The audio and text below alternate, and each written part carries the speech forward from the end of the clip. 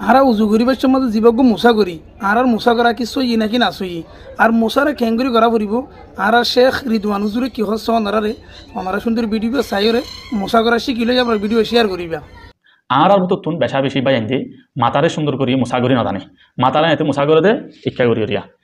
আর মাতারে মুসাগরি সুন্দর করি ওরা আগতুন ইচ্ছা করি টুফিওয়া লফিলিও টুফি লফিলনের বাদে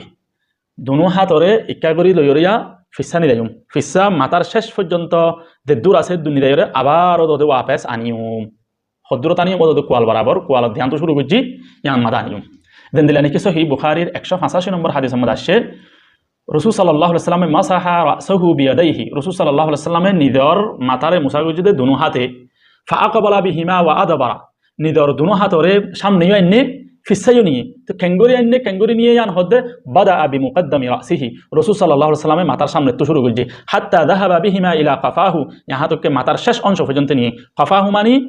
কফাস শাই বা মানা আখিরুস শাই ইয়ানি মাতার শেষ অংশ পর্যন্ত নিয়ে